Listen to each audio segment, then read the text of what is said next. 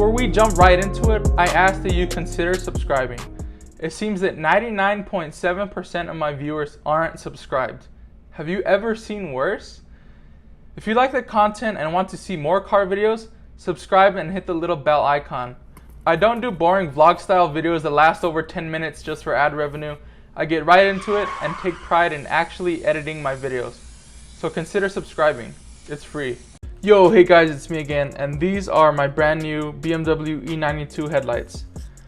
So I went ahead and bought these off of eBay. These are, I believe, I paid $458.99 on eBay. Here I will show you guys the eBay page of the seller, so you guys can go and look them up themselves. And I will also include links down in the description below to these to this eBay page, and if they're sold out, I'll probably have a link for some that are similar, because these are what are called the DTM style headlights for the BMW E92. And these are probably the cheapest aftermarket headlights you can buy, and that's for a reason.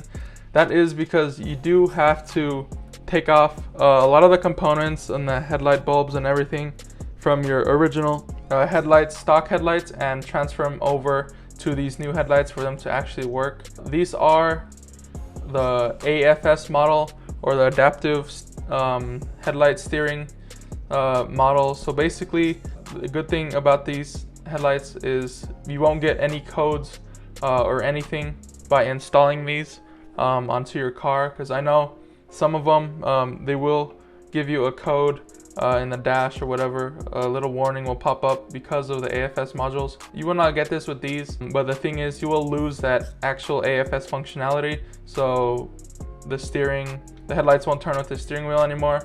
It's no biggie for me because I really don't drive at night anyways, so what's really the purpose? So yeah, to install these headlights, first you have to take off your bumper, and to take off the bumper you have to take off the fender liner. It's pretty much just 8mm and 11mm bolts for the fender liner and the bumper. A lot of the screws and the bolts you have to take out for the headlights are actually these little plastic screws that require like an Allen wrench. There's a bunch of them around the headlight. That's pretty much basically all you're gonna need for the headlights. There's some on the top. Here you guys can see the two main ones. The thing is, on my stock headlights, these little brackets here at the top, where you can see under the hood, they were actually broken. So my headlight was actually sagging, and because of it, the bumper was also sagging also, and I could not clear some speed bumps because of this. My car was literally like falling apart. The fender liner flew off. It was kind of embarrassing because I was at school and I couldn't get over the speed bump, and I usually can, and that's because the headlight was falling and the bumper was pretty low and the fender liner just came off, and I really just couldn't clear the speed bump. Pretty embarrassing, I know.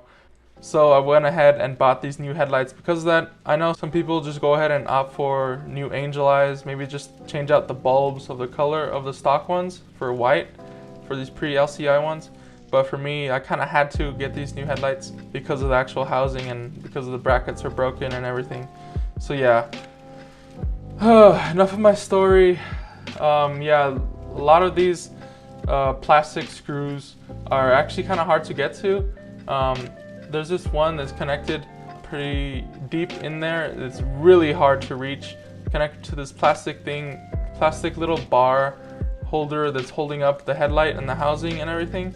So pretty much for me, you can actually take off the little plastic bar holding it by pushing it down.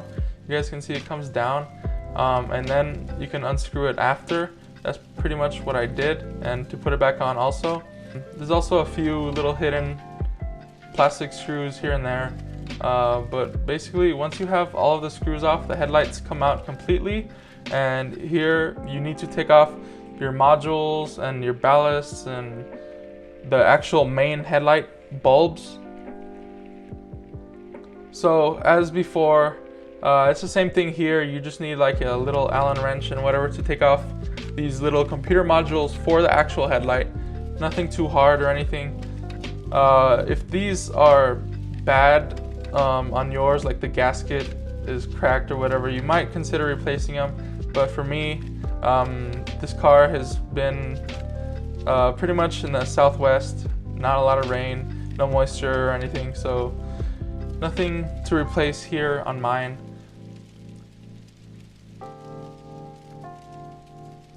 So once you take off the computer modules and take off the cap for the main headlights in the back, you do need to take off the bulb and the little adjuster, the headlight level adjuster motor.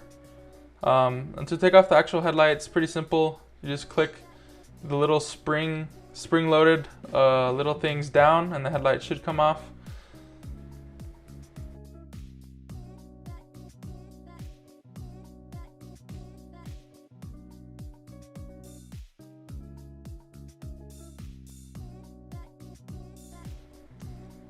Now for the actual leveler or adjuster, you guys can see that how it actually works here.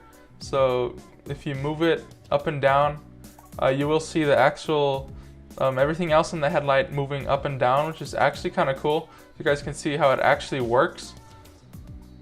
But basically, these headlight level adjuster motor thingamajigs are held in by this little like ball joint that's connected in there, and this is probably the hardest thing for the installation of these headlights, because I could not get this thing out for the life of me.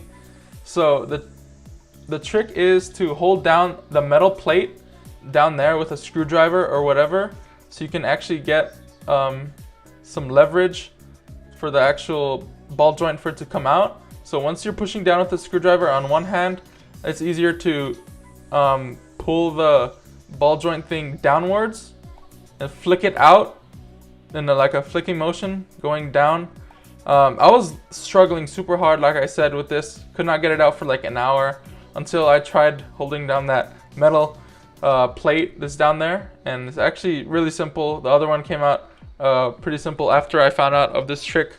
Here on the new headlight, you're going to replace those modules and everything you took off from the old headlights and put them on these new headlights. Pretty simple, just replacing a few things. The computer modules go right back on like nothing, they fit perfectly. The hardest thing is probably the little adjuster leveler thing as before, because it is a little bit different on these new headlights. So the headlight goes right back in the adjuster. You do have to take out the one that's in there. I went ahead and just unscrewed them. I don't know if you can leave them on or not, the little adjuster that's in there, but it really doesn't have any plugs or anything, so I guess you do have to take it out and put in the old ones like I did here. And the little ball joint thing where it goes in is actually sideways instead of up and down like the other ones. So you have to get that little ball thing in there, in a little plastic groove or whatever, like your elbow. And once it's in there, you just screw it in, put in your headlights, and that's pretty much it. Here I'm showing you guys a little up close view of how to get it actually in, and once it's actually in, how it actually works. And the thing with me is that once I installed these headlights, my headlights, I turn them on and everything, and they're actually pointed pretty low for some reason. There are these little two screws, these little two silver ones that you guys can see on the top side of the headlights. These little two silver ones that do adjust the actual headlights. So I would recommend trying doing that beforehand. I guess looking at to see where they actually point and how they sit, because mine are actually pretty low, and to take them off and do it all over again, it's really a big hassle, and I'm not gonna do that. I don't really drive at night anyways, so it doesn't really matter. And after you take off and replace everything, you can go ahead and screw your new headlights back in with everything, and this is how they actually look. I think these things really look amazing. These ones are the chrome ones. I know you can get like a matte black housing for the headlights.